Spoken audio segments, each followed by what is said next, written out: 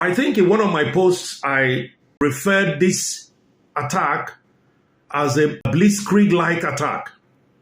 Blitzkrieg-like attack. That's what I called it. And there is no other better analogy for it or description for it. Blitzkrieg is a German word and a strategy deployed by the German military during the First and the Second World War. It is a surprise, an offensive attack against your enemy, accompanied by speed and firepower. That's the best way to describe this attack. It is an attack that once you launch it, before your enemy could wake up and cock their gun, you are done, you're finished. You are out of that place. I could also liken this attack to the shock and awe. The strategy deployed by the United States to depose Saddam Hussein, where Baghdad was lit, like the city of lights, Paris, on that fateful night. It was unprecedented, and Israel was caught off guard. Now, there's so many questions people are asking, about what happened. I mean, the whole world, many countries depend on Israel for their expertise in the area of security. What happened? But yes, questions will be answered. I mean, where is the Mossad in all of this?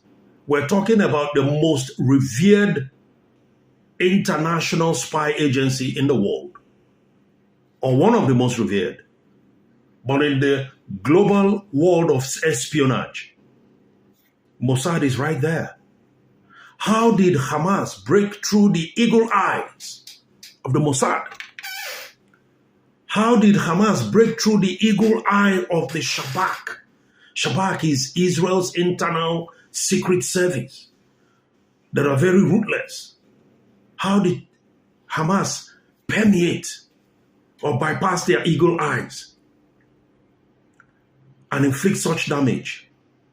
Most importantly, how did Hamas? We all know that the U.S. is a very active, stakeholder in the Middle East, especially in this particular area. They are in, top-level partnership alliance with the state of Israel. Assuming Shabak was caught off guard, how did Hamas, permeate the eagle eyes of U.S. intelligence agency in the region?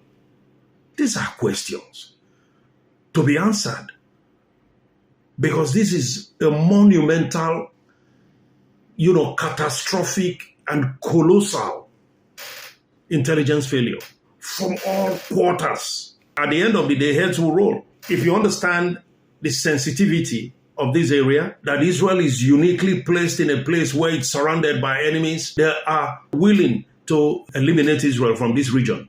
So you will understand why it is important that these questions are answered. Otherwise, it will be really, really dangerous times going forward. Now, some other people are asking, is it really possible that Israel's intelligence capacity in the world of espionage is, first of all, its intelligence capacity, its military indomitability, cutting-edge military position in the area is eroding before our eyes? Is that possible? Or even plausible? Not at all. If you ask me, from what I know, no. This was just a one-time thing.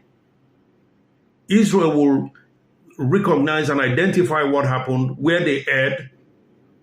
They will fix it, and Israel will be back. I'm not even going to go to their nuclear capability. They don't need that. Israel does not need its nuclear capability, which is an open secret now, to destroy its enemies. It is no longer possible any nation in the entire region will be able to defeat Israel in combat. First of